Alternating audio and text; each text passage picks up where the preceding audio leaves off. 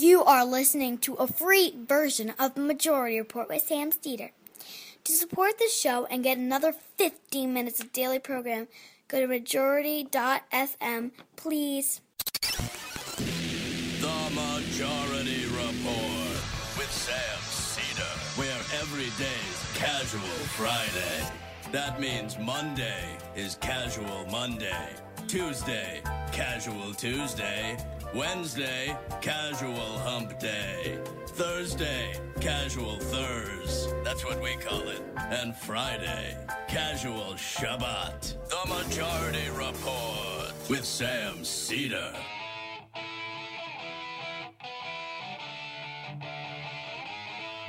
It is Friday, February 10th, 2017. My name is Sam Steeder. This is the four-time award-winning Majority Report.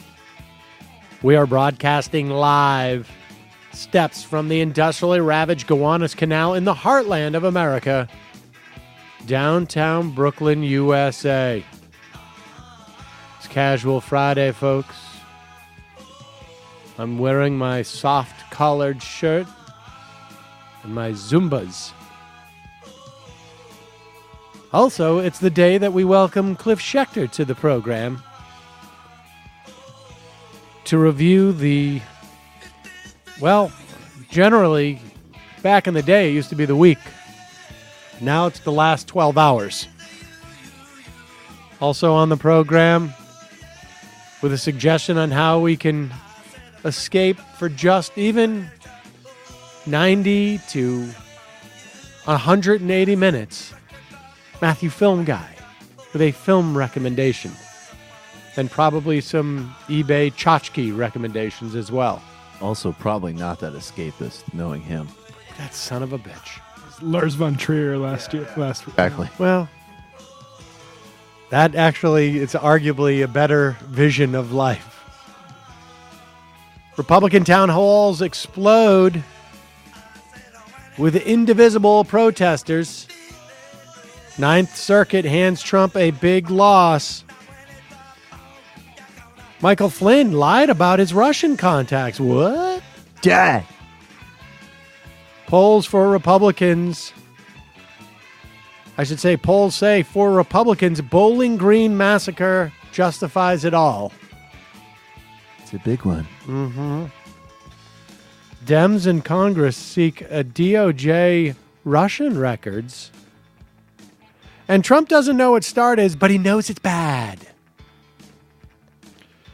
More chipping away at Dodd-Frank. Meanwhile, Donald Trump caves to China. Tom Price was confirmed last night at 2 a.m. in the morning on party lines. All the Democrats voted against Tom Price, short of one, Claire McCaskill, who was visiting her husband who just had surgery. Corporate shill. Total classic. hack. Maybe if they weren't seeing their husbands, they would organize and win. The heartwarming tale of how to send a Valentine's Day if you are a Republican, a young Republican in college, young in love. Actually, let's talk about that. All that and more on today's program. We'll also feature a Jimmy Reefercake song. Reminder, just on the Jimmy Reefercake song, recreational marijuana now legal in Maine. So understand that's the case there. Oh, that's awesome. Are you able to do that? Is that working? Oh my God. This wow. That's pretty cool. Isn't it? I don't know. It is for me. Ladies and gentlemen, as you know, Valentine's Day is coming up. And I want to make it clear, these guys are not a sponsor. The Central Michigan University College Republicans hosted a Valentine's Day party. And they were handing out Valentine's Day cards.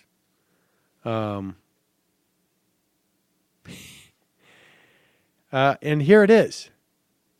My love for you burns like 6,000 Jews. With a little picture of Hitler. It's sweet. You know, I'll tell you what's sweet about it. Is that somebody took the time to cut out the picture of Hitler. There was some thought that went into this. The 6,000 Jews, obviously an understatement. I think all college Republicans know that it's 8,000 Jews who died in the Holocaust. However, please understand, they did apologize for the cards. In a Facebook post, the college Republicans apologized. Card placed into the bag without other members' knowledge.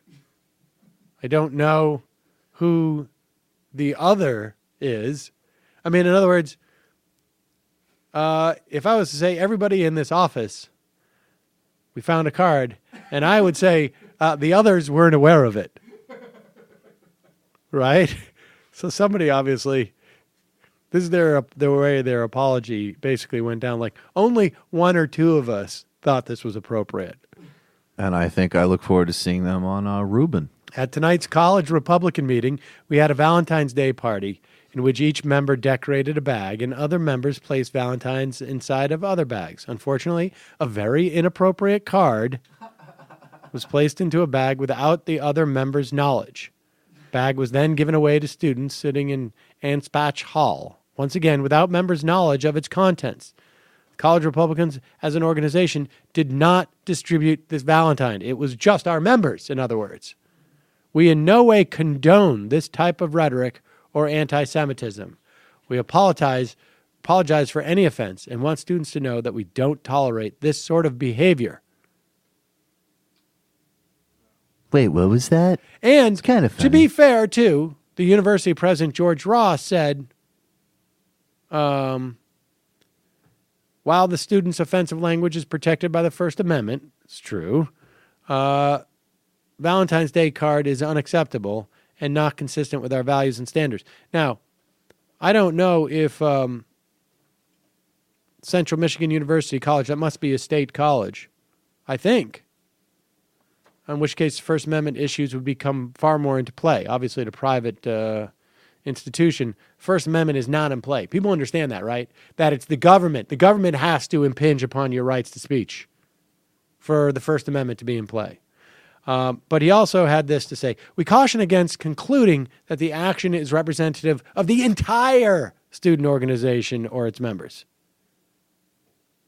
So, folks, rest assured, the entire Central Michigan University College Republicans don't believe that their love burns for you or for anyone else, burns more than 6,000 Jews in the gas chambers.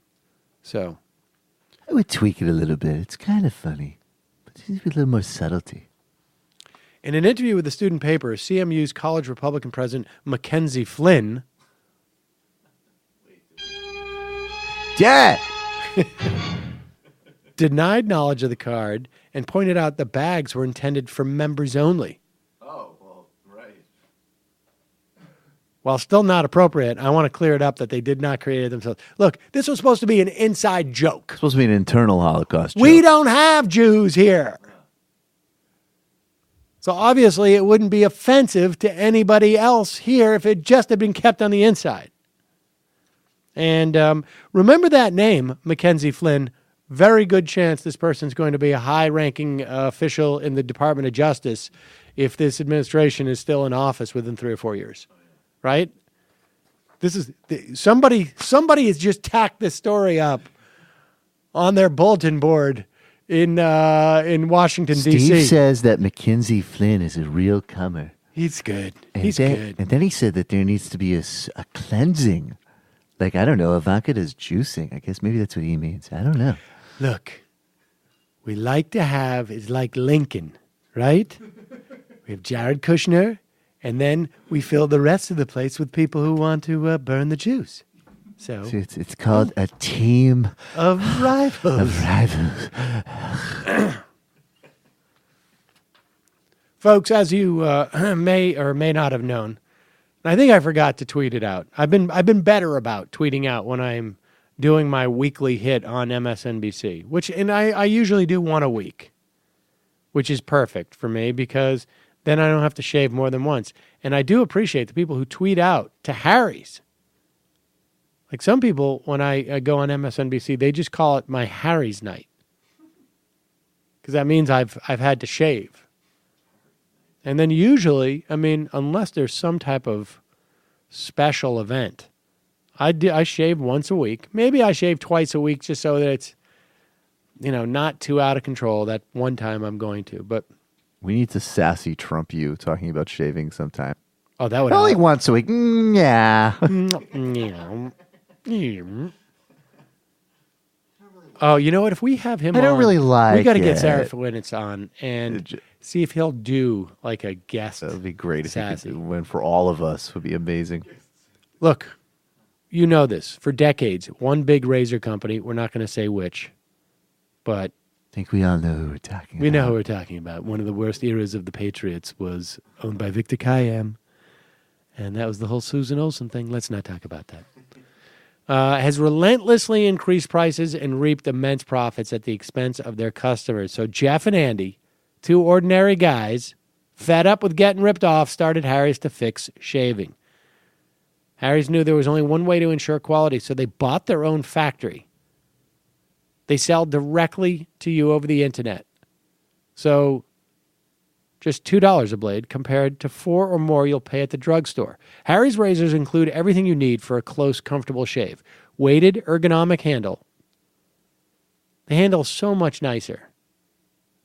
So much more stylish than those other, I don't know, 5 precision engineered blades with a lubricating strip and a trimmer blade head. Rich lathering shave gel, and a travel blade cover. Harry's is so confident in the quality of their blades, they want you to try their shave set for free. What?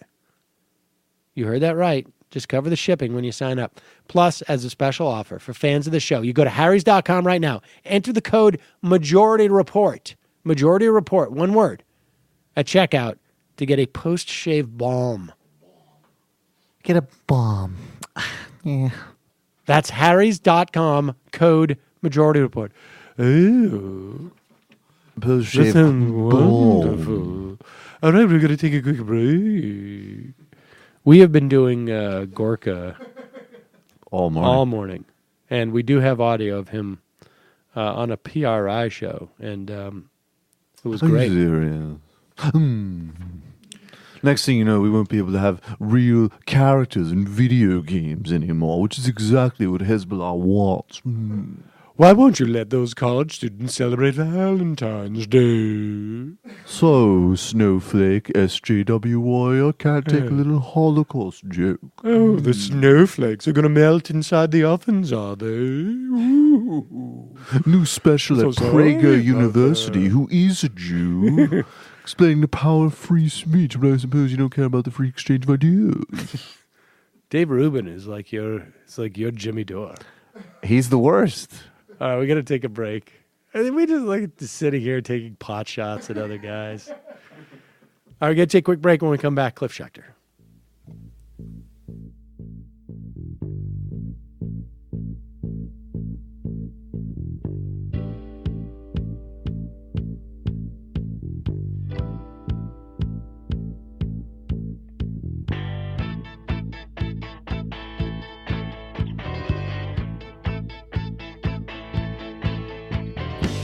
I can't seem to face up to the facts.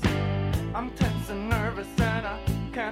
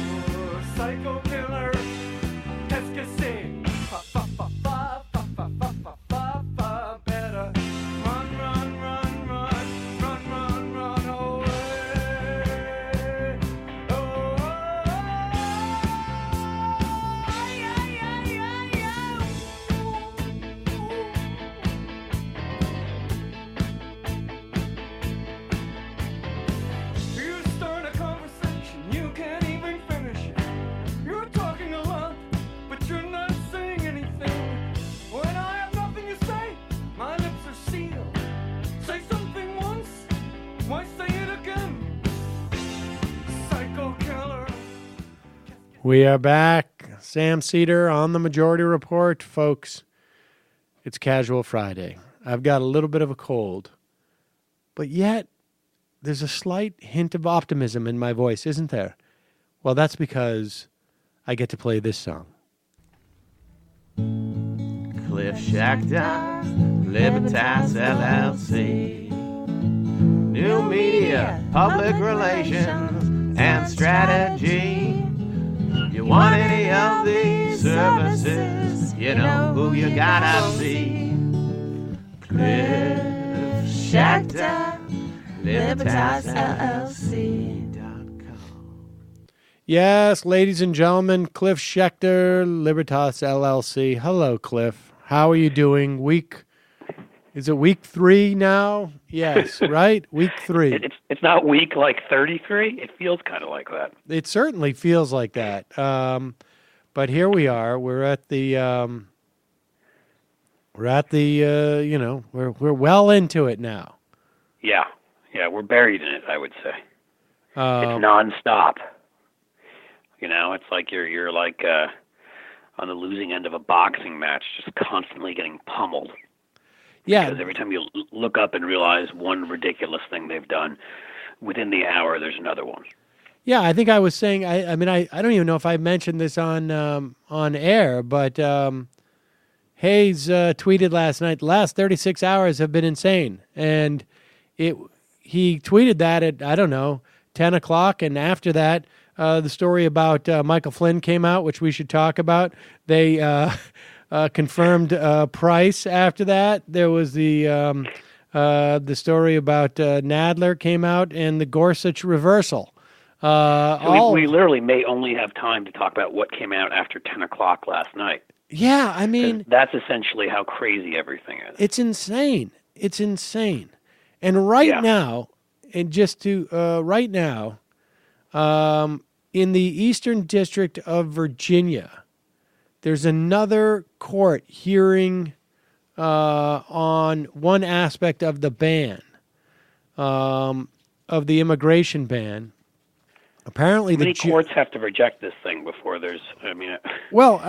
They're trying to find some type of. I'm not sure what the government strategy is going to be, and we can talk about that in a bit. I want to get to that.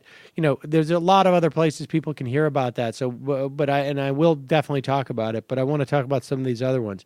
But let me just quickly say that apparently, the judge asked the Department of Justice attorney, because the argument that the government is making is that none of this stuff is reviewable. The president has sole authority in this area, and none of it's reviewable. And from a procedural standpoint, that's largely correct, but it's when you start bumping up against constitutional issues and other statutory issues that you start to have a problem. So the judge in this Eastern District asked if President Trump could ban all redheads from the country. And apparently the DOJ attorney didn't have an answer to that. Did not have an answer to that. And so apparently he was thinking about it. So, maybe you can, maybe you can't. And I guess according to Marcy Wheeler, that particular judge handles a lot of national security cases. So this could be a bad way to start off. And so much of this, and the irony about a lot of this is that from what I've read, so much of this is a function of the White House incompetence. And this is where we're going to start to see them, fail at a lot of things. At one point, they'll probably get it, but who knows? But, well, I mean, they're at the most basic things they do. I mean, obviously, issuing an executive order like that, you would expect an enormous level of attention to be paid to that, to putting it in front of the various legal parts of the administration who need to look it over, policy, I showed it to my entertainment lawyer. What's the problem? Yeah, exactly. He negotiated my contract with Pence. That's right, and that's pretty much what so there's that. But even like the small things, like they can't seem to put out a press release without spelling errors in it. And grammatical errors. I mean, these are simple things that if you put any effort into it, you can eliminate, and they can't seem to pull that together. That's sort of the level of incompetence that's there. And it's also hard to know, I don't know enough about who the DOJ attorney who's arguing this case is, but I presume this is an attorney who's been there for a while, but maybe just the normal requisite drafting has the normal requisite care in terms of drafting hasn't been taken. I mean, it's hard to know, just sort of in this process. Are there people gumming it up a little bit, or is it just there's a tremendous amount of incompetence that nobody needs to add to the gumming up? I mean, there's a lot of that, I think, that's going on. And there's some things that are just not terribly defensible, frankly. I mean, no, well, a lot of it's not. And again, I'm not even talking about policy at this point. Just the sort of level of incompetence, the lack of review of things they say and things they do. And again, none of this is surprising. What you see during a campaign from somebody is most often what you get as a president. And it's not like we just have seen Trump during the campaign. We've seen him for many years. Why would anything change? He's sort of a big mouth with not much to back it up. He kind of has always just, skated along on family wealth, and he hasn't had to do very much because every screw up could be solved with a bankruptcy law or a bailout from the family or whatever. And, nothing ever has sort of been, or you screw up with cheating on this wife, you get a new one. I mean, that's kind of the way Trump's always gone along. So why would the presidency suddenly make him any different? And anybody who believes, at least these ridiculous pieces, I mean, so I think it's some of it was conservatives hoping and praying, but writing these pieces that, the office would make him more serious. No, it wouldn't. There's nothing that's going to make him more serious. It's not possible. You know what? At age 70, I realized now's the time for me to buckle down. That's right. I mean, he shook Prime Minister Abe's hand and said strong hands in front of the cameras. I mean, exactly. Well, you can tell it right away. Trump's a little, he probably was looking at Abe's hands being bigger than his. And we'll get to Japanese guy has bigger hands than me. Cancel everything. That's got to hurt. Huh?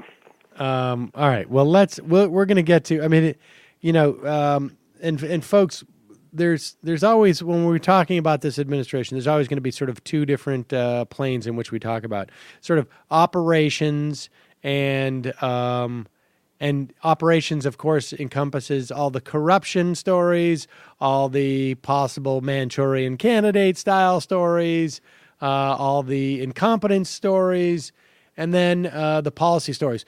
Hopefully we're going to get to the policy stuff, because the policy stuff is really just we're just seeing the personnel right now. We're not quite at the policies yet, smaller things. But so let's go to let's talk about what's happening with Michael Flynn, who this guy is one of those, like, you can't quite tell how he's going to impact policy, but in terms of like being one of our operations stories,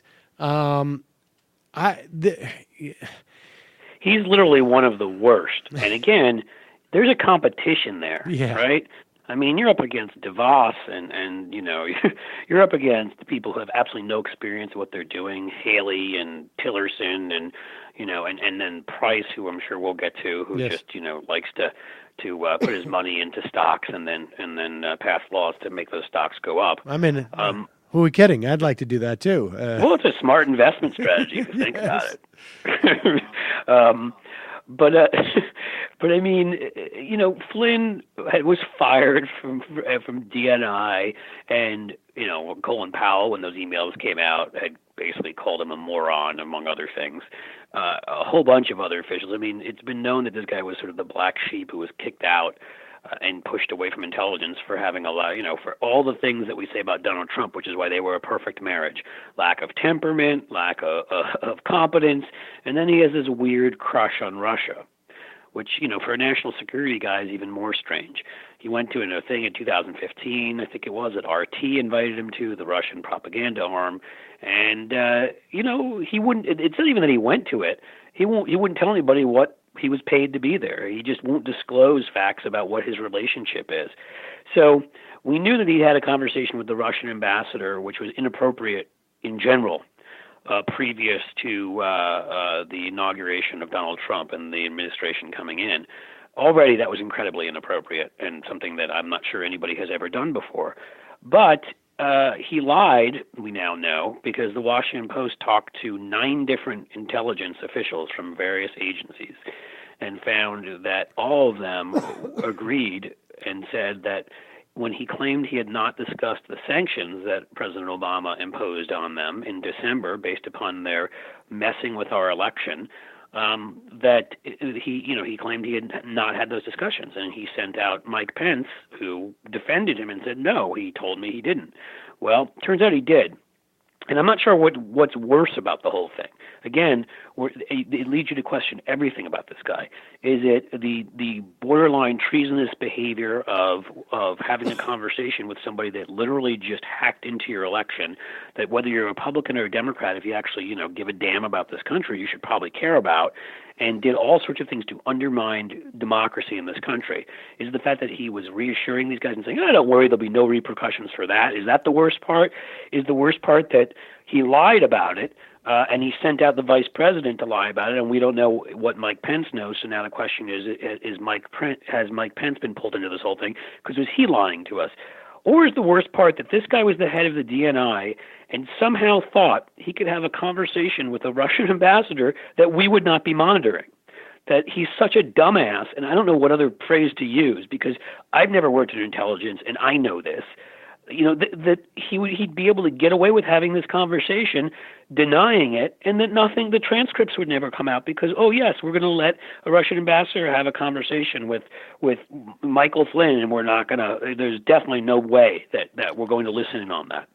So there's so many levels here. I mean, pick your poison with this guy. Treason, stupidity. I mean, I don't know where you want to put it, but we spent 900 something days on Benghazi. Spent more time on Benghazi than we did on Pearl Harbor and 9/11. I mean, it's a no-brainer. It would be an insult to no-brainers that this guy should be fired immediately and should be investigated under the Logan Act, which I know has never been actually applied. But again, no future national security director has ever gotten on the phone before with an enemy, which they are, that's undermined an election of ours, which they did, and more than just the presidential. They were doing things in congressional elections, so they were trying to undermine everything about our democracy. No future national security advisor has ever got on the phone and said, oh, don't worry, when we come into office, we'll make everything right. So, he's broken new ground there. Maybe we can find a way to apply the Logan Act. I don't know. But it should be quite clear that he should be fired and be nowhere near the position he's in for any variety of reasons. And we should say there's also a meta story here too, right? Which is that 9 intelligence officials are confirming this. Yes. That is theoretically secret information, right? That we're getting these leaks. I mean, clearly they're going after Flynn, and I think, obviously with reason, if these allegations are true. What's also interesting is that people have to remember too, he made these calls I'm not sure exactly when he made these calls. I guess it would have been in January. I think it was January. December and then early January. Yeah. But as of early January, all this information that may have been collected by the NSA, let's say, could be shared with the FBI, President Obama's administration, and Obama made that, opened up the door for that in a final act of, I'm not sure what motivated that other than the fact that they enjoyed their spying as much as anybody, I guess. But it's fascinating to watch this. It's also fascinating to watch how Pence had been snared in this whole thing, where he was very aggressive about going out and defending him, like you said. And which is sort of inevitable. I mean, that's the thing about Pence, which, there definitely were scandals under him when he was governor. There was the whole trying to create a sort of state propaganda organ in Indiana. That's sort of bothersome, right? There's the way he went after Planned Parenthood. There are a number. I'm not saying anything, close to the fact that I think the man has a lot of integrity, but he wasn't on the level of sort of Trump and Flynn. And what the thing is that you can't be that close to them and not have them pull you in to all their dishonesty. in all of their corruption. It's just inevitable. And so it's interesting because, maybe so many people theorize that he just figured he'd go along for the ride, and if Trump won, Trump's impeached or disappears within a couple of years because he's bored or he has to leave because he might get impeached, and then Pence, is fine, right? He inherits the presidency in one way or another. But, how he thinks he's going to go for a couple of years and not be pulled into all of this garbage and not at least bear some responsibility for some of it is really sort of it seems a bit naive to me. I wonder if he's at home right now just saying, like, you know what I just realized? I'm the only one of these jackasses who's not getting paid by Rosneft. Exactly, man. That's true. I'm the only one who's not making any cash on this shit. Yeah, he needs to get his. Does he have a daughter? Maybe she should get a line out there, see if they can threaten Nordstrom's and get her stuff sold there. Well, yeah, I mean, which, by the way, we're not even talking about because there's too many other scandals that have happened since then. Right. And maybe he thinks it's just it's God's way of delivering him to the White House so that we end up with a full.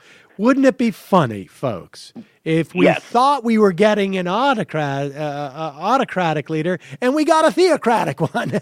Exactly. It's sort of that would be an amazingly funny joke. You got your theocracy in my autocracy. No, you have your So where is this left now? I mean, who knows, right? You've got this clown Jason Chaffetz in the House. Wait a second. I think we do know where it leads us, and we'll get to Chaffetz but let's start with Nadler first, because Jason Chaffetz, Chaffetz or whatever, however he pronounces however he pronounces that stupid name. He last night, and we have audio this. In fact, let's should we play some of this? You should. He had a okay, fun, let's play this. town hall. Last night, he had a town hall in Salt Lake City. There were 1,000 seats in the auditorium. They were filled, although I think there was like maybe 50 that were unfilled because people were just, for whatever reason, they were yelling to let people in from outside. Because outside, there was at least another 1,000 people.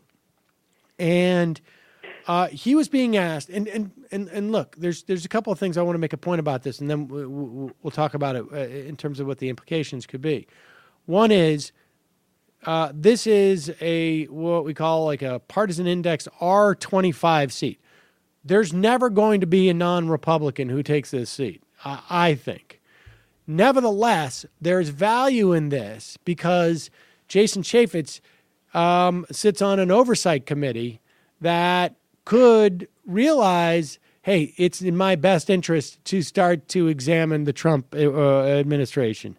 Now, maybe it just becomes, lip service, but who knows? But many of these guys are lazy, and I've always talked about this. People don't get the psychological aspect of politics. If you make their job harder, if you make them scared, and I don't mean scared physically because you're threatening them physically, scared because they're wimps to have to go and explain themselves at town hall meetings, then that, even in a district like that. And the one thing I will add, and I'm not saying I have a lot of confidence that this would happen, whatever, no Democrat could win. There could be an interesting scenario for an Evan McMullin-type Republican to run against someone like Chaffetz. Right. I don't, and especially in a heavily Mormon state that didn't buy into Trump in the same way as certain other parts of the conservative coalition, like evangelicals, did. You could see something there with McMullin. I'm not predicting it'll happen. I still think it's a long shot, but it's possible. So, and it also creates a media narrative, right? Because you won't hear on the media too much about the fact that, this is a heavily Republican district. But there's a couple of thousand people came out for a town hall, and Chaffetz doesn't like it. Here is a woman asking, and I don't know what her political, identification is, but here she is asking Chaffetz, like, where are you going to draw the line? Can we basically get, broadly speaking, what it's going to take? Here it is. I'm a retired teacher, and I taught for 35 years in Salt Lake, and I rarely had a discipline problem because I laid out my expectations very clearly, and I laid out the consequences. But once in a while at the beginning of the year, after just 2 or 3 weeks, I could look at the kid and think, you're going to be a problem.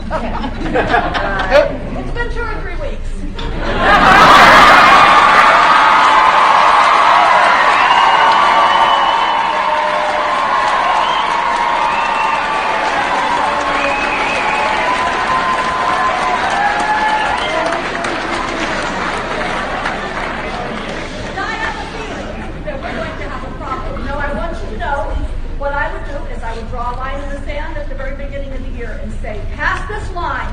And this is the consequence.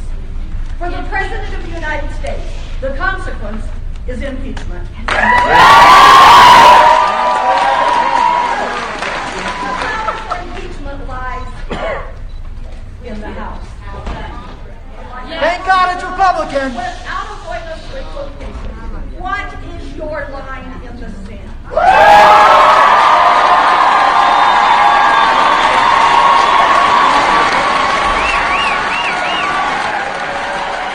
So he's being asked, what's your line in the sand? His answer was a little bit, step over, the line, more or less. I mean, let's listen to his response, okay? Because we already know there's a lot of emoluments issues, but let's listen to what Chaffetz says. I'll say quickly, I do like the comparison to a child. Oh, yes, I think that was quite appropriate. Thanks for being involved, and thanks for teaching. My kids all went through public school. What is the line?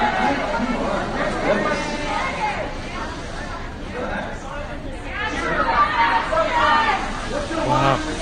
My line in the sand is the law. The president has to abide by the law, just like everybody else has to abide by the law. And let's also understand that law, some of the things that I've heard in the accusations don't step over the line of the law. Is the president required to disclose a tax return? He's not required to do that by law. Is he required by law? Is he exempt or not exempt from that? Hold on, is he exempt or not exempt from conflicts of interest, which a lot of people have expressed concerns about. But he's exempt from that kind of law. It is important.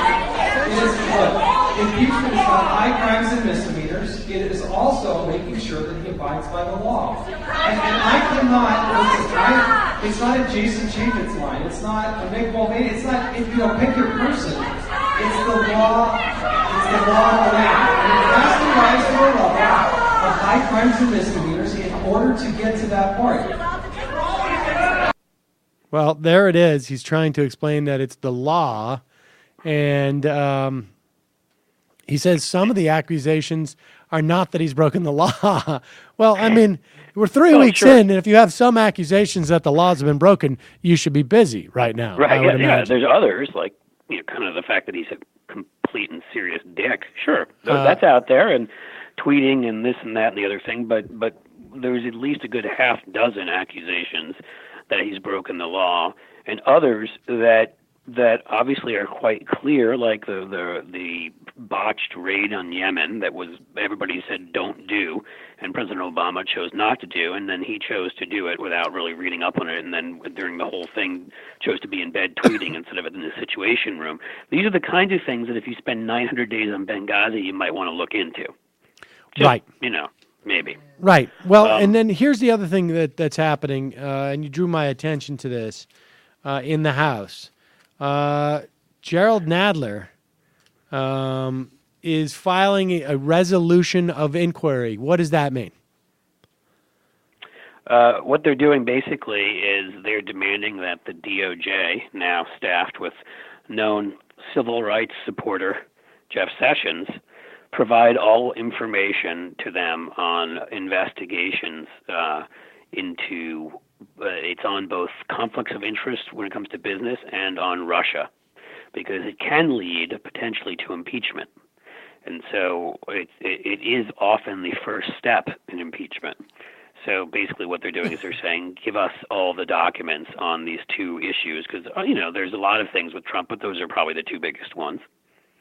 And this is not, and they're not going to get it. I mean, this is one of those, this is basically another pressure point, because what happens is that a resolution of inquiry is referred to a specific committee. That committee has 14 legislative days to debate it and vote on whether or how it should be reported to the floor. If the committee ignores it, once the letter of inquiry is referred over the course of the 14 days, then the measure can be called up on the House floor and voted upon. So these are sort of arcane parliamentary rules, and all it's going to do, I mean, it's not going to pass, right? I mean, it's a Republican control. Oh, it'd be almost impossible that it passes, yeah. But what it's going to do is it's going to force Republicans to take a position on this. And at a time where you see Jason Chaffetz, getting a lot of heat for just existing, essentially, without even having to make... he deserves for existing. Right, but he's not even making an affirmative argument that they shouldn't look into these things. He's just making a sort of he's just sort of trying to sidestep this train that seems to be.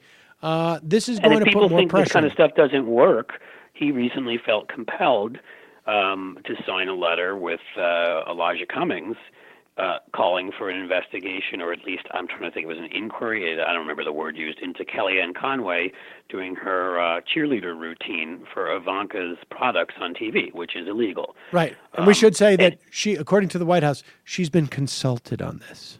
Yeah, that's nice. I mean, the thing is that, and this is where I think so much has changed, and in such a good way, and maybe one day we'll all look back at Trump as being sort of the spark that lit the flame, which is that both the outside game and the inside game right now are doing a pretty good job.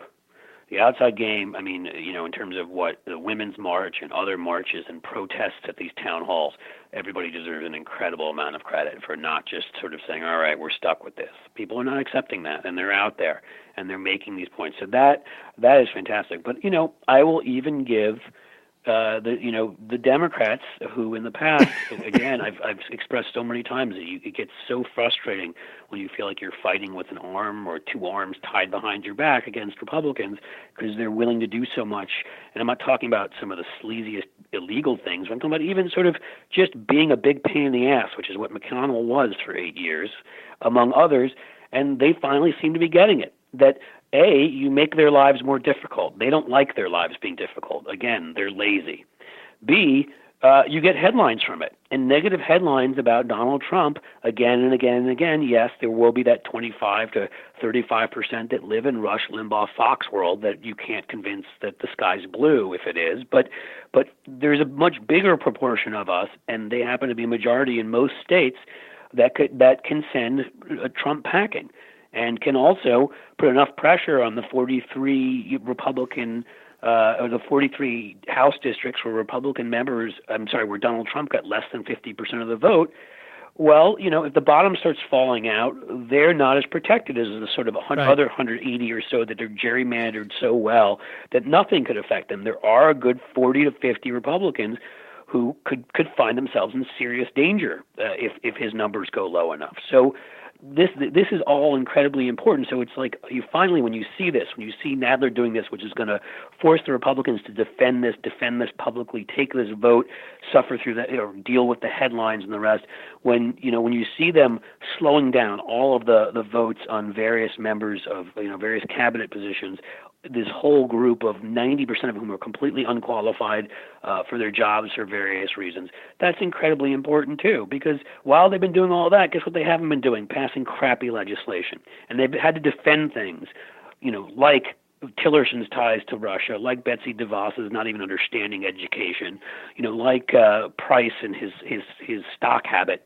And this is stuff that they have to defend, and it makes them look terrible. So again, it's not just the battles you win, it's the battles you fight. And maybe they finally get that. It has been nice to also see that a few Democrats who early on voted for members of the administration they should not have voted for, right, and they heard it.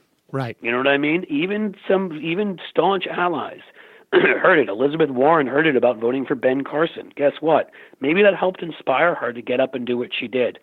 When it came to Sessions. Definitely. I mean, people have to understand this, that regardless of what you imagine, what you want to project onto any of these people, Bernie, Elizabeth Warren, any of your heroes, I'm not saying that you should be completely cynical, but you should be a little bit skeptical and understand these people respond to pressure.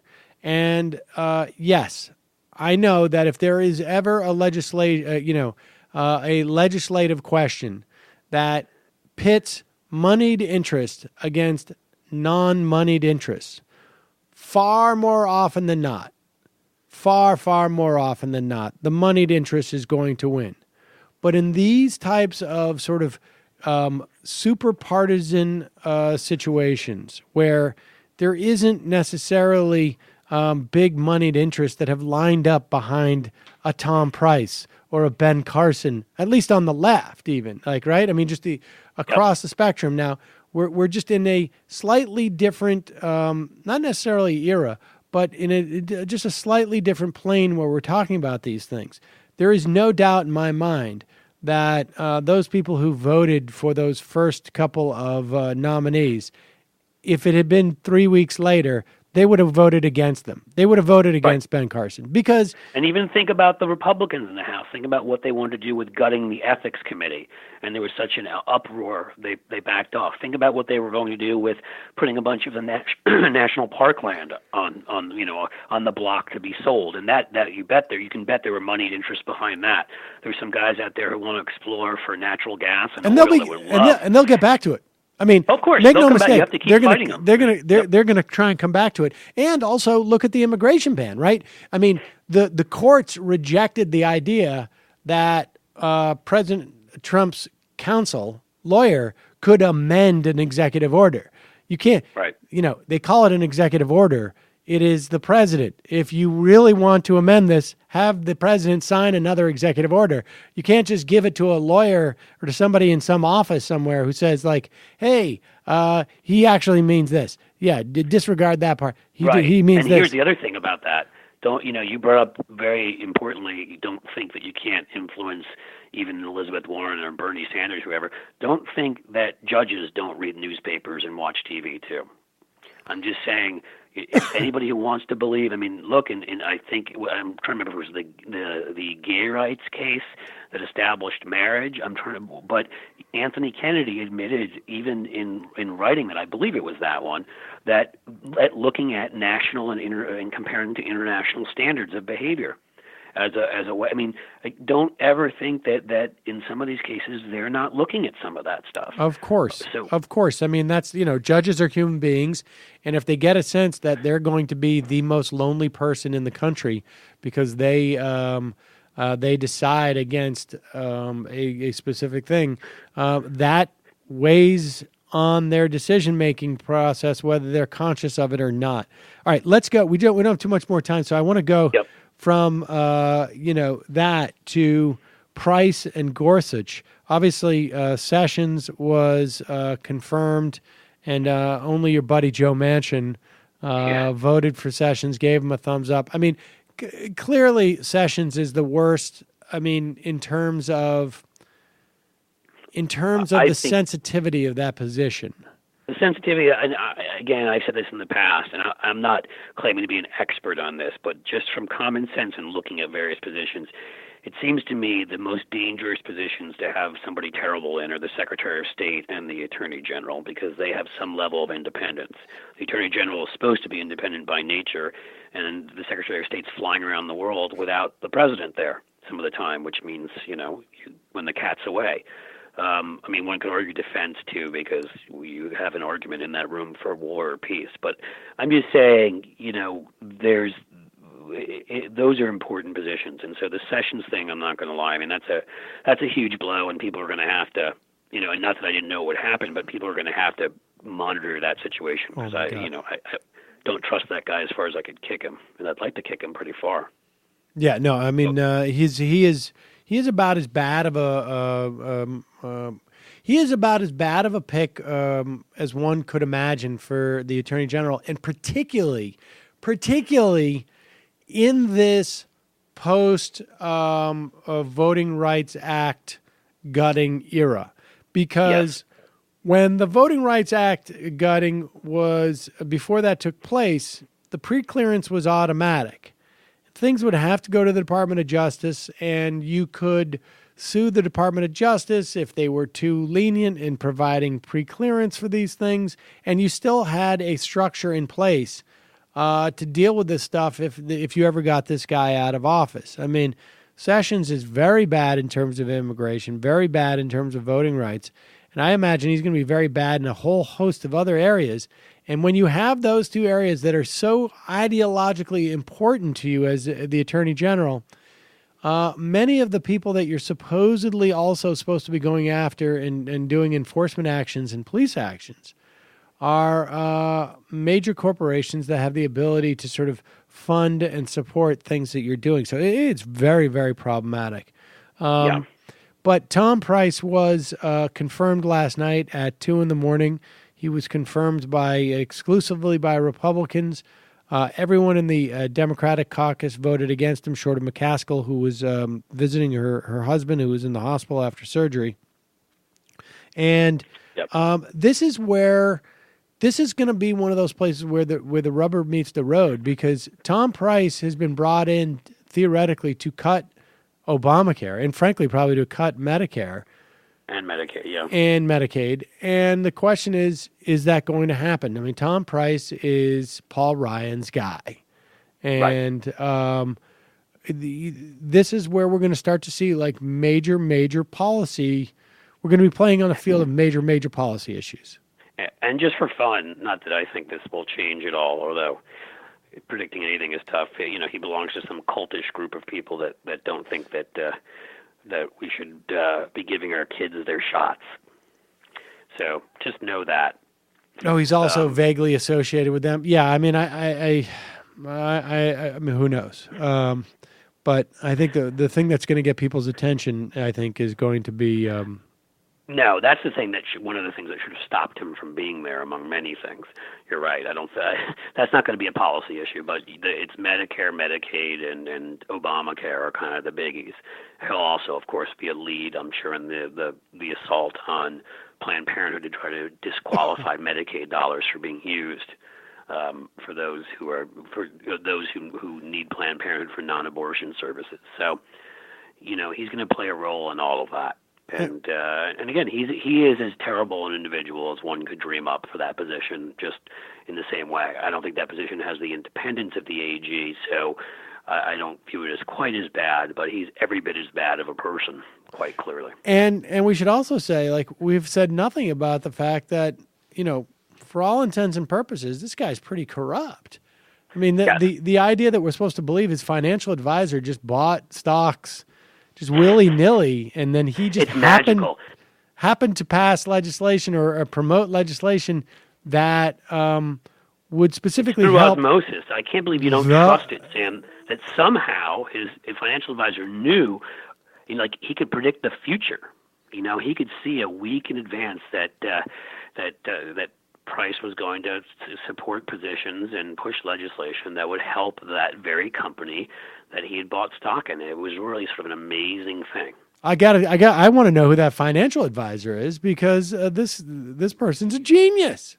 Let's take this guy to Vegas, like a la Rain Man. Oh my God, that actually is a good idea.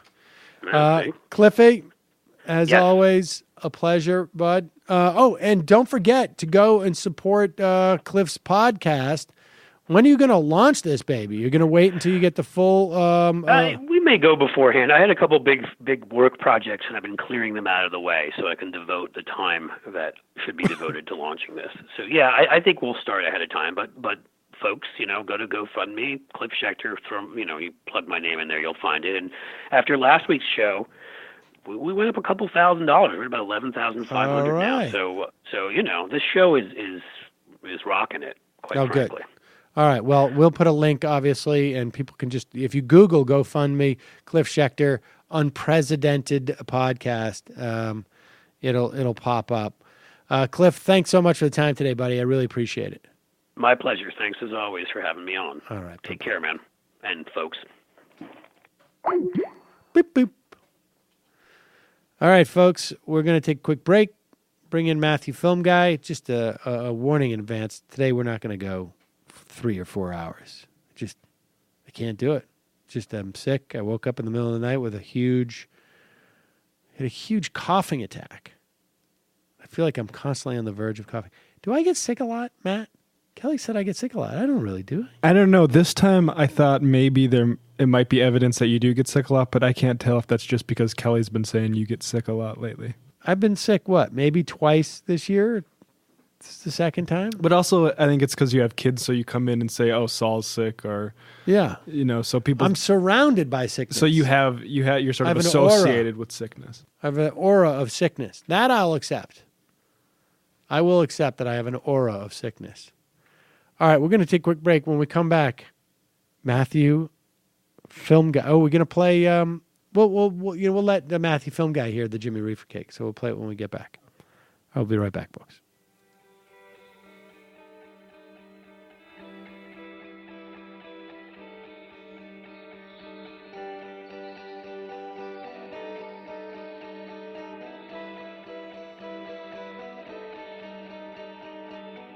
You expressed explicitly your contempt for matrimony.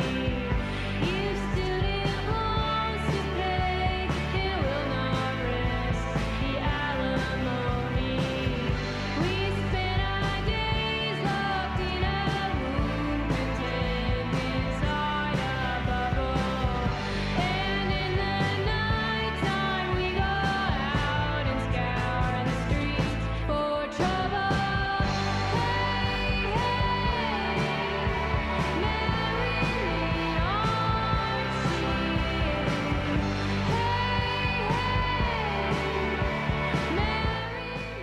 We are back, ladies and gentlemen. Sam Cedar on the Majority Report. Ladies and gentlemen, we will play the Jimmy Reefercake Song of the Week in just a moment.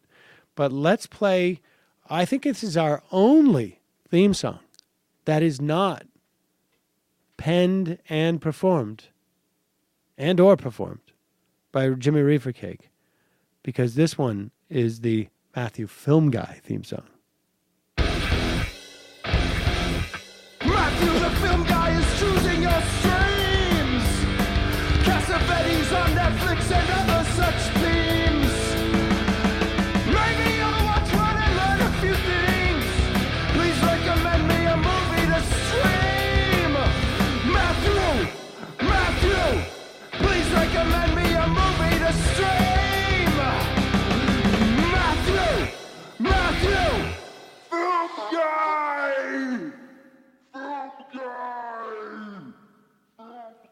Yes, Matthew Film Guy.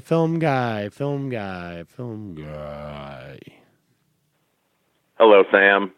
Hello, Matthew. Should we... Great to be here. It is so great to have you. Yes.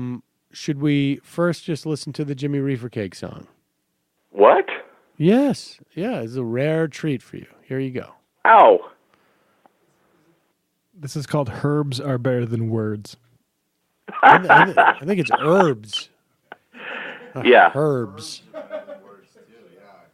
1, 2, 3, 4. I went to my local Democratic Party meeting, and I lectured them on why I think Hillary lost. They called me a misogynist pig and told me to go away. I told them I thought Hillary would be a shitty president anyway. I gotta infiltrate the party and get them all high, yeah.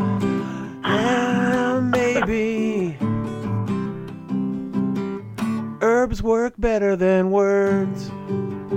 Yeah, maybe herbs work better than words.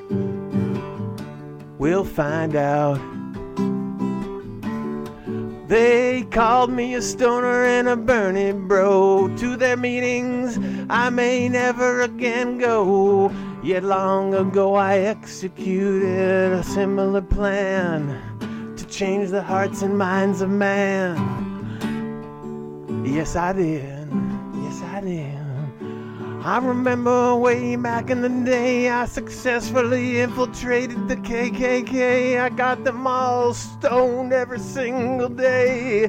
Yeah, infiltrate the KKK and get them all high. Maybe, just maybe, herbs work better than words. Maybe.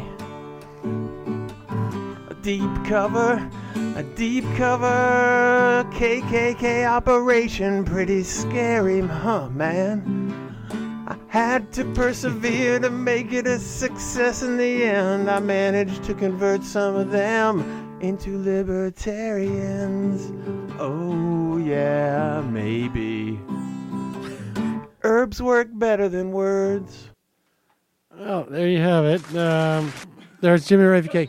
Can I just say one thing that I think converting KKK members to libertarians probably not too difficult. Sideways step. Maybe not even that far of a sideways step.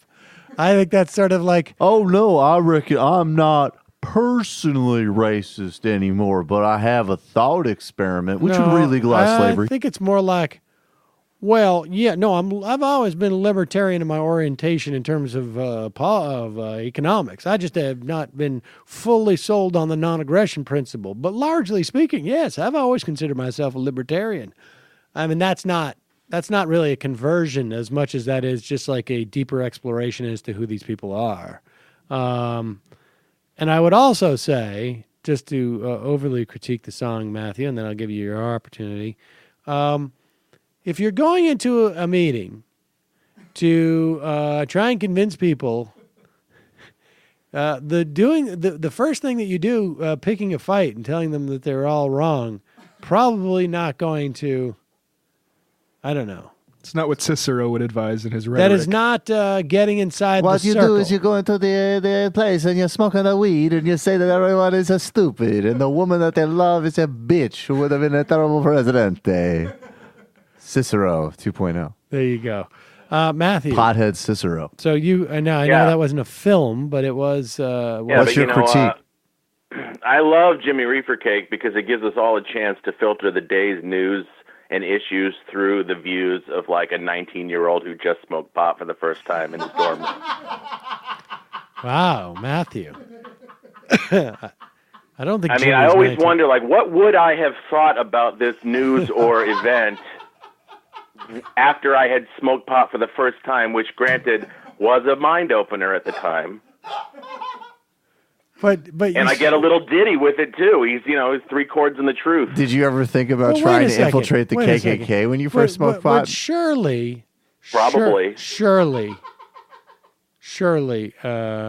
Matthew, you're not suggesting that this is the first time Jimmy Reefercake is smoking pot.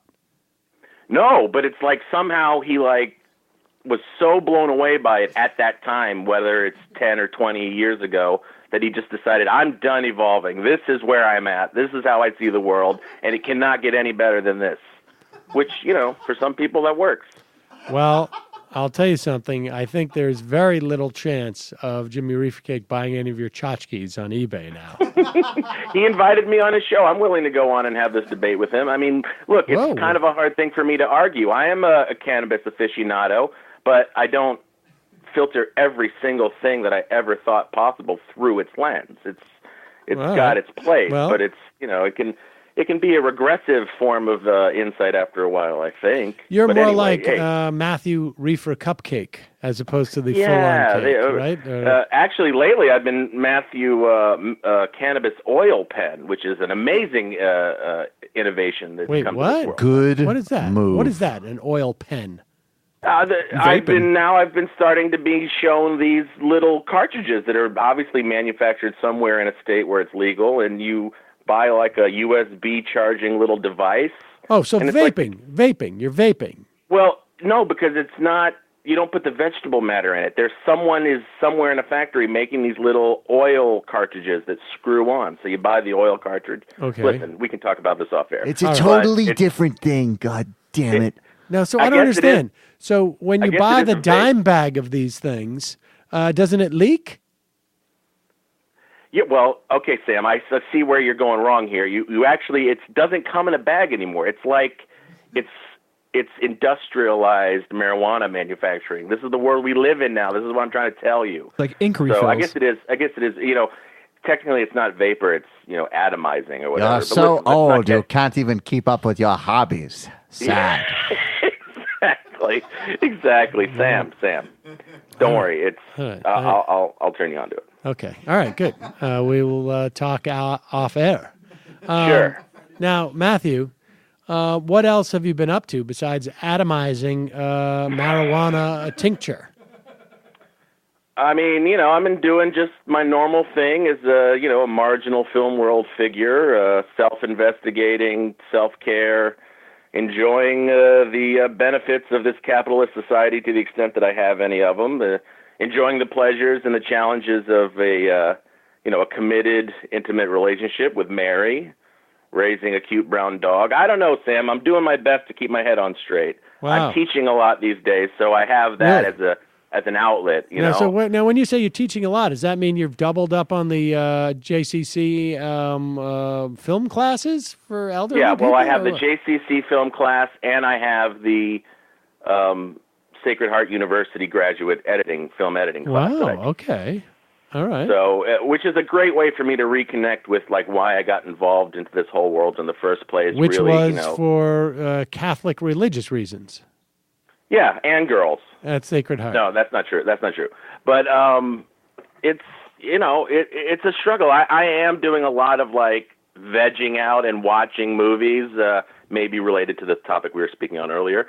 But I'm also doing a lot of like reading, and I'm trying to read, but I keep going back and forth between completely, escapist, sci-fi novels and making lists of like really serious stuff. Like I'm reading the collected essays of James Baldwin, which has been interesting, but it's like I can only do that for so long, and then I hop back off.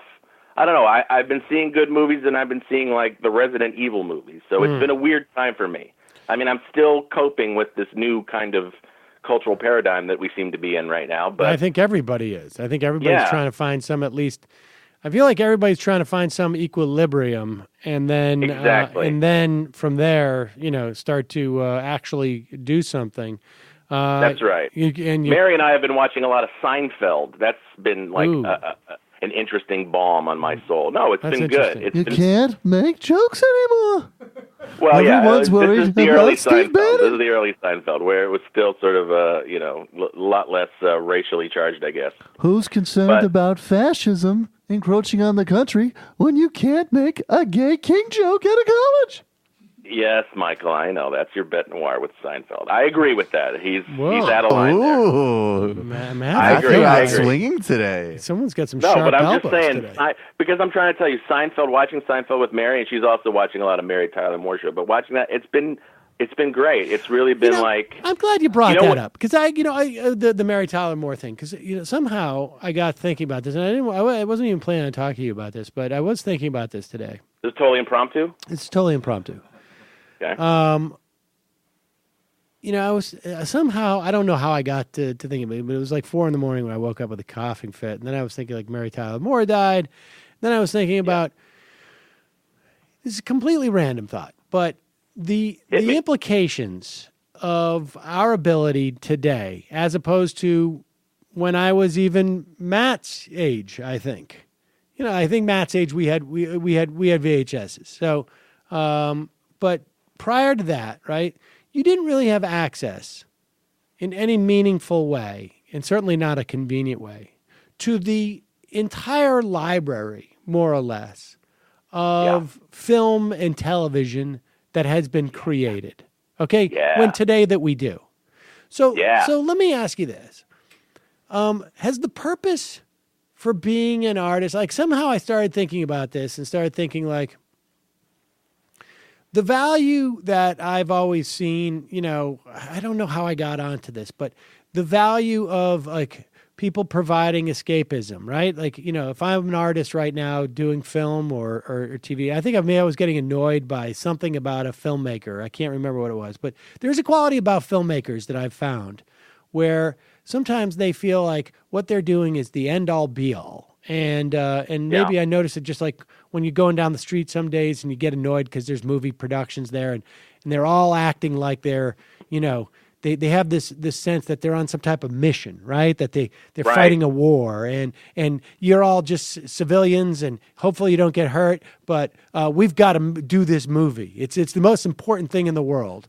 And then I thought like, oh, well, there's a value to that because people need escapism now and they need to learn about the human condition and they need to find things that are more eternal. And then I thought, but wait a second, you know what? There's enough. Like, we have enough of a library out there where nobody needs to make any more. And that's all suited. Really, anybody who's making that stuff going forward is really just making it for themselves. Because in terms of consumers and viewers, I could spend the rest of my life easily, and even young Matt could spend the rest of his life easily going back through every television program ever made, and probably the quality would be just as good, and the depth and the understanding of human nature or the escapism. I mean, it's all there. I hear you. We don't need anybody to make any more of this shit, as far as I'm concerned. Sam, I can't say that I disagree with what you're saying, but let me. Are you finished? Let me just respond quickly, because I need a nap is what I need. I mean, I was up at 4 a.m. Blow your nose. Thinking about this, but go ahead. I actually have thought along similar lines. Recently, I forget who it was. Your I think little pen with the liquid, the oil. It may or may not have. Let's not get into that. But Okay. I'll tell you that I think recently, I think it was Scorsese, somebody big like that said that they thought that cinema was dead. And actually, my first thought was, whew, good, now I can finally catch up. Right. Because there is so much out there that, I've had my mind blown by movies made in the 30s, that I just didn't know were out there. But it spoke to me in my life in its present situation. And, yeah, there is a lot out there. I mean, but when you think that way, just to push back a little bit, is that artists give you gifts that you didn't know you needed.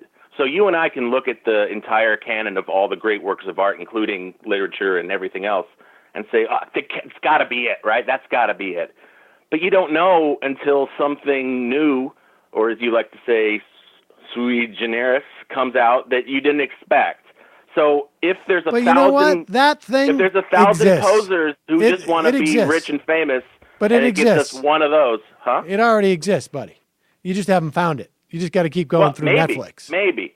It's speculative. You don't know. Maybe, you don't know who's going to bring on the new thing that you didn't expect to see or something. All right. I guess it's up to the people who've seen it all to go, yep, that's new or not. But if there's 1,000, if it's 1 in 1,000, I still think net, better to just wrap all that shit up.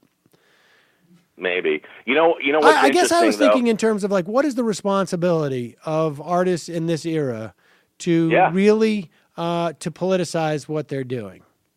That's really where I was getting to, because I've been thinking obviously a lot about the Patriots. I've been struggling with the fact that Belichick and Brady were publicly supportive of Donald Trump, and I've been buoyed by the fact that at least 4 or 5 guys on the Patriots now are refusing to go to the White House, including what's-his-face's son, the CBS commentator, the former, he was an NFL guy, and Martellus Bennett now. Marty Bennett is one of my favorite follows on Twitter, and I'm getting into his kids books that he's writing, and I'm just thinking nice. This is people should be politicizing themselves. And you're not doing anything that's political with your filmmaking and whatnot, then screw you. There is a thought to be had about film and art when it's really art and not just entertainment to keep you numb for 2 hours, which has its point. It's I forget who the writer was who said it's the news that stays news. It's not necessarily topical, but it's things about human nature that will always be relevant. Yeah, but my point is, that shit, we already got all that. That's my point. This is supposed to be stuff that's timeless. It gets to stuff that is not of the day and is about human emotion, which is eternal. Well, you know what? We got 100 some odd years of this already stored up. And if it's eternal, just about everybody who had something to say about it has said just about everything that needs to be said. And it's just a matter of us going out and finding it, not waiting until, it comes out and gets nominated for a Golden Globe or whatever the fuck it is. Maybe, Sam, but, maybe it just hasn't been updated into 1080p HD or 4K. So we need it that way in order to receive it. All right. Well, if you're saying we need people to keep speaking. doing stuff so that we can use it on our projected screens and our big TVs. All right. Yeah, I'm just. fair enough. It just has to be technically updated. That's right. Just up-res it. No, but I'm, as a metaphor to say like it needs to be retold for a modern audience in some way sometimes. Maybe. Look, I tend to really agree with you. Honestly, I do. Especially the more I look into films and I realize even with all the voracious film viewing I do, there's still plenty of geniuses I have not even tapped. So it always feels like the world of film that's come before is bigger than I could ever possibly take in one life. But listen, I want to tell you here, I want to talk about the whole tapes thing too, but the film I want to recommend this week is written by a filmmaker who I follow on Facebook, and he's actually making a movie right now, and he wrote this. I'm going to read this to you. He said, "I'm caught between powerful emotions. On one hand, I am midway through directing a film which fills me with confidence, a film I think is the strongest I've done. On the other hand, I'm witnessing a national crisis I believe even greater than the Civil War, the dismantling of the great American experiment in tolerance and personal liberty, which means more to me, creative expression or patriotism. Would I be willing to reverse these priorities if I could?" And he's just, asking that into the ether. But I think that bodes well. That's a good sign, don't you think? I don't know. I'll wait and see what kind of movie he makes. No, I don't know what he'll do yet. Is it a comedy? I don't think so. No. When I tell you who it is and what it is, you'll understand. But all right, we'll circle back to that. What's the tape? Let's circle back to that. But let me tell you, one of the other things that I've been doing with some of the downtime I have here, because I haven't been doing too much corporate work in the new year, in between the teaching, I'm getting to work on one of my own. Huh? Fighting the power. Yeah, fighting the power. Yeah. I serve the power, and then I fight the power, and then I serve the power, and then I fight the power. But one of these, I think you may realize that I've been, for the last 10 or 15 years, been trying to slowly cobble together a film made up of all of the home movies, home video, audio recordings, and various things that my family has taken since before I was even born. My grandfather was one of the first, home movie enthusiasts. So I take slowly, I go through this footage, and sometimes I think I need to grow emotionally before I'm ready to actually do anything with it. But there's a lot of interesting stuff in there.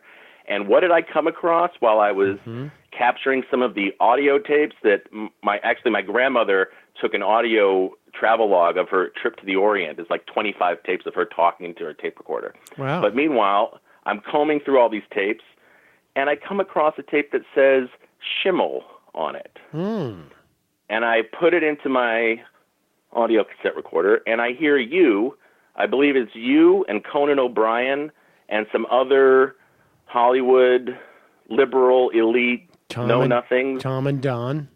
Talking about, I guess, your Beat Cops project. Is this something you remember? You sent it to me. I listened to it for 10 seconds. And as far as I can tell, it was, this was on a stage. I think you remember the stage. I was recording everything in my life. Right. I was recording. Which I respect. Yeah. No, I think because I had read that Lenny Bruce did that. So I had developed. Well, I guess that stage was about 6 or 7 years long, but I was recording all my phone calls, certainly, because I was getting calls from. Is that legal? Nigerian, no, because I was getting calls from Nigerian scam artists, and I was playing characters with them, and so I was recording those. But I think I would hit the tape recorder when I would have any calls at that point, and I think what must have happened is we had a note session with Fox. I did this show, Beat Cops. We did one version for Studios USA where I was the director and the EP and did the whole production. And then Conoco bought it and to redevelop it with Fox. And we brought on 2 other showrunner writer types. Conan was the EP and I was an EP, and I think those guys were EPs. And we were all talking about the note session that we had before. And I don't know the details other than I think we were trying to decipher, like, what were they talking about? I think the first thing I heard was, like, they said something like, can we make this into a multi-camera show? Yeah, to me, this if I didn't know this was real, I would think that this was a scene out of Who's the Caboose. Yeah. Because it was so, I mean, Conan actually comes off well. He's kind of like self-deprecating and ironic, and I think at some point he even says like, okay, now what I need to do is get off this call and go sell you guys out to the studio and then come back to you and tell you my hands were tied. So he's like making self-referential jokes, but at some point someone actually says, it's a fish out of water story, and they're asking us to put the fish back in the water. You don't put the fish back in the water. That's right. That's right. There's no doubt. I swear you couldn't write that as a... Oh, man. I can't remember. I don't know how I got this tape. I don't know how I got it. I can't tell how jaded I am in that moment. Well, you're pretty on. It sounds like to me. Like you want this to happen, so okay. You're not like Okay, you're not totally self-destructive. I think that mode came later. Yeah, that may have been like post when I started taking Lexapro. I can't remember if I was. I need to listen to it more. I mean, I came across a tape like that because I have a bunch of those tapes too that I've got to digitize, and I never labeled. And some of them are like Nigerian calls.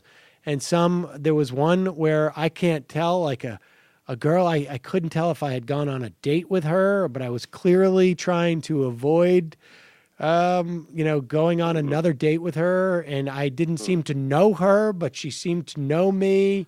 And it was a weird situation. And I've listened to the tape like twice. I still can't quite figure it out. All I know is I kept saying like, oh yeah, no, I would do that, but I've got to write and I've got to have downtime before I write. I just need to collect myself. Yeah, exactly. There was a lot of that. I gotta go listen. And then wait, to my was there something tapes. else on that audio tape you said? Yeah, it was you and Robert Schimmel doing the I think like what supposedly was this is probably why I have the tape, because it was supposedly audio captured for him to leave a voice message in a scene in Bad Situationist. Ah, okay. And I guess the other side is this tape. So and we cast Robert Schimmel. I mean, I don't know if people know who Robert Schimmel is, but he was a rest in peace. Very funny comedian who not as great of an actor. He was on Howard Stern quite a bit. Right. Had the worst luck of any human being. Just a very screwed up, neurotic life. To the very end, too. To the very end, we booked him, like I sort of cast him in the thing, and then I sort of auditioned him. He was worked with my manager, and I was like, God, I don't think this is going to work with him. He's just not the actor, I need. And then he called me and he said, Sam, I just want you to know I've been diagnosed. My cancer has come back. This is probably going to be the last thing I ever do. And I can't tell you how excited I am for this project. It's going to live on. And I was just like, well, if this movie can't sustain having that guy on there, then the movie's not worth doing. So we just kept him in. And he was okay. Wasn't great. But the movie had a lot of other problems, obviously, afterwards. And then his cancer went into remission. Yeah. He was alive, and he's driving with his daughter, and his daughter gets into an accident, and he dies. Unbelievable. Just a horrible, and he had already lost, his mom or something. I can't remember. His son, right. I mean, just horrible luck. Yeah. Very sweet guy. Wonder. Very sweet guy. Yeah. Potty mouth, loves to go blue. Yep. Sweet guy. Wow, that was crazy. Well, investigate his albums, folks. They're funny. So, all right. With that little tangent, what is the movie of the week? All right. So the filmmaker who I was reading his Facebook post was none other than Paul Schrader, who you may know as a screenwriter, but he's also directed a lot of great movies over the years. Oh, old-timey. Yeah. What did he do? Did he do Bonnie and Clyde? No, he did Blue Collar. He did Mishima. He did Cat People. He did a lot of Cat People, right? They were Hollywood movies, but they were sort of on the sort of outskirts. But he had another movie that was even more famous, didn't he? No, all right. Well, he was Taxi a Driver. Taxi Driver. He wrote Taxi Driver. And that is the movie that I want to talk about today. I know it's a movie that a lot of people have seen. I know it's a movie that everyone knows. It's on every dorm room wall poster, but I think it deserves to be reinvestigated in this current environment, because I keep thinking about Travis Bickle in this new environment. And it's sort of like we have the Travis Bickle presidency right now. Oh, and if you remember, he is a violent racist who is thinking about assassinating a senator, right? I mean, we remember this movie for kind of the cool side of it, and people sort of don't realize that it's kind of critical of this stance, you know? But right now, it's sort of like everyone's giving in to their inner Travis Bickle. You know, he's a racist. He beats the crap out of and kills a black guy and calling him every name in the book. And the movie is, I think, prescient because it shows that, if you recall, at the end of the movie, he erupts into this horrible scene of violence, and he is considered the hero for it. You know, and at the time, you're kind of like with him.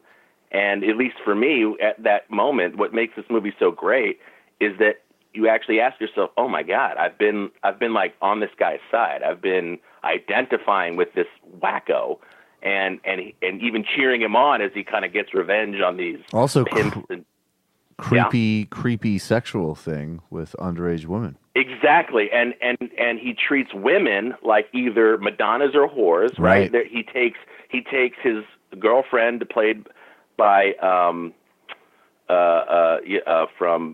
Moonlighting, you know, Sybil Shepherd, to a porno movie on their date, and he's like, "What? This is wrong." Like, he doesn't understand. And meanwhile, he's obsessed with saving this prostitute. So it has all of the issues, I think, driving this sort of, you know, we talk about the 33% of Americans who are always going to be this sort of way. I think this movie captures what happens inside the minds of this person, but I think the 33% represents people who let that drive them. But I think we all have that in us, you know, and I think it's important to kind of come to terms with how we can identify with a guy like that, because I think it results in somebody like Donald Trump getting elected. Oh, so this is a movie I think people should revisit. If you've seen it a million times, see it 1,000,001, and just think that way. Think about, you know, how Travis Bickle is a part of all of us. Matthew Film Guy, words to live by. Travis Bickle is a part of all of us. Are you talking to me? Not if you smoke enough weed. I see what you did. Very well done. Very well done. And Michael didn't even pick up on that. You were so smooth. That's all right. It's for you. Matthew Film Guy, always a pleasure. I'll allow you plug one tchotchke that you have on eBay. Which one is it? Oh, that's really kind of you. I just found in my landlord's basement a ceramic clown bathroom toilet brush holder, which I think is fantastic. Wow. So I'm offering it out. What is your landlord? What do? Do you go to your landlord and you say, "Let me sell this for you. We'll split the profits"? Yeah, he's just like, it's crap. It's crap that his degenerate nephew, who used to live in the basement, that's another whole long story, just left there. And, you know, I pay a little extra to have some storage space down there, and I'm cleaning out, and he's like, if you can clean it out, you can use it. So I'm cleaning out the area, and I find this thing, and he was putting it in the garbage. I'm like, that's not garbage. That's prime eBay material, my friend. What is the bidding up to on that? It just went up, so no bids yet, but I started it at a reasonable $19.99. And you can feel free to contact me if you think you can beat that. There you go, folks. All right. Vintage clown toilet brush holder. Right. Alice, I would we're imagine. going to make a killing on eBay. I would imagine they're all vintage. The clown toilet brushes. Probably not still producing those. I'll say it again, Not in the Alice. original ceramic. Travis Bickle explains it all. Now open up the eBay bidding. See you later. Take care, guys. All right. We're gonna go to a fun half for just about a half hour. So I'm gonna. Actually, that was a very solid take on Taxi Driver. I buy it. Very smart. It's always a pleasure having Matthew Film Guy on. No, it's always a pleasure. And if we can the keep bullseye. the eBay tchotchkes talk to just that, if we can sort of sequester it. Keep it from infecting the rest of the segment. So in other words, I decide what gets in the segments because I'm the host of the segment. So I'm hosting. She could be hosting. What are you talking about? You don't remember? Aliens. In Aliens? You get control. You control what is in and out of the segment. Yeah. Okay. You're talking about the Trump. Oh, that's yeah. The other day I don't know if he listens to the show. I doubt he does, but we were watching the segment where Trump was pretending that he could read the executive order. He was explaining the executive order that was written, and we were like, "Oh God." We hope Serafinowicz. Can you pronounce his name for me, please? Peter Serafinowicz. Serafinowicz, right. Serafinowicz. And he's a very funny guy. And there was something else he had done a long time ago that I also thought was really funny. I can't remember. And his Twitter, it doesn't seem to be as active on Twitter. Maybe I just don't see it. Maybe he's tweeting at a different time. He used to be more active. He used to do Q&As, but I haven't seen him lately. All right, so Peter Serafinowicz. And what else did he do? There was something else he did that was a big project. Like, I can't remember. He used to do this, I forget what it's called, but it was a documentary, a mock documentary show in the 90s. I might Google it. Oh, my God. Don't tell me it was the 90s. God, I'm getting old. Anyways, so... he was in that rapping. Michael, you remember this skit, right? Are you serious? He's the host in that Rap 2000. Oh, that guy's amazingly funny. He's very funny. Wow. And I hope he doesn't mind that we play these clips on the show and then cut them up and put them on YouTube. But then the more people from it, you see. But the more people that we can get to watch these, I think we're doing a public service, frankly. It's some of the most important comedy of this time. Because look, it's obviously less about you're not. It just makes it easier for you to deal with Trump.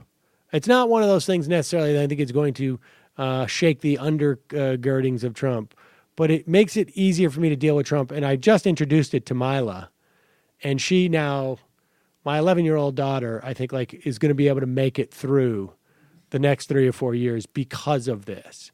But so we were watching the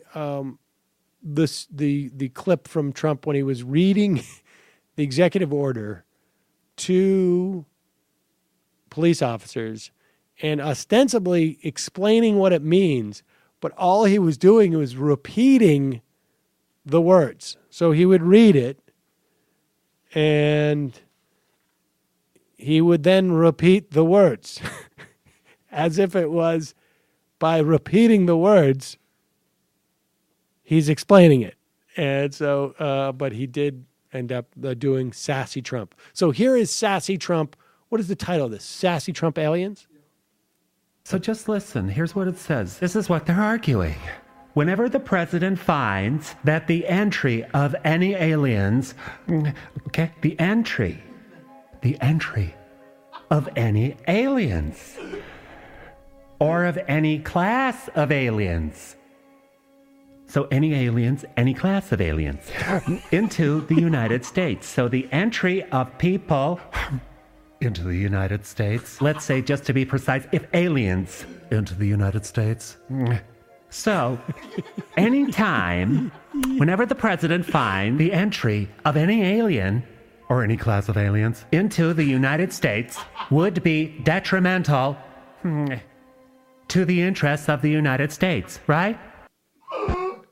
All right, you have to go see the whole thing so that he gets the hits on this that he deserves and pass these things around to people. I mean, I really honestly think that, you really have two choices. I think it's either some type of sedative or alcohol or something like this to get through the next 4 years. All of the above. The mockumentary series he did was in 2002. It's called Look Around You, and that's what that Rap 2000 sketch was from. Yeah. I'm rapping. I'm rapping.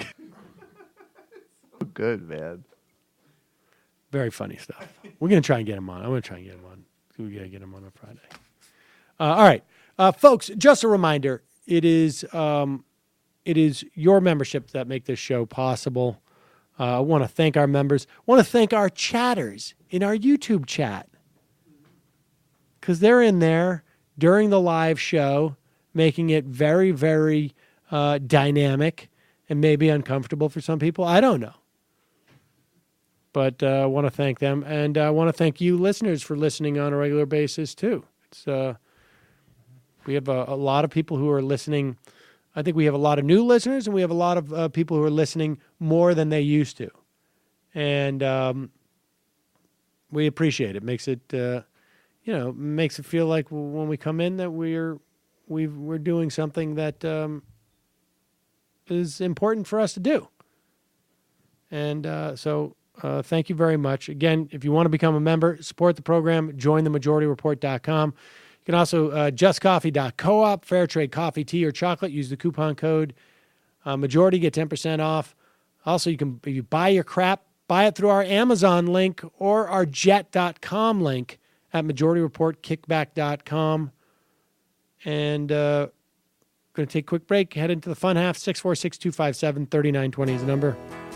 You can IM me through the app, which you can pick up at majorityapp.com.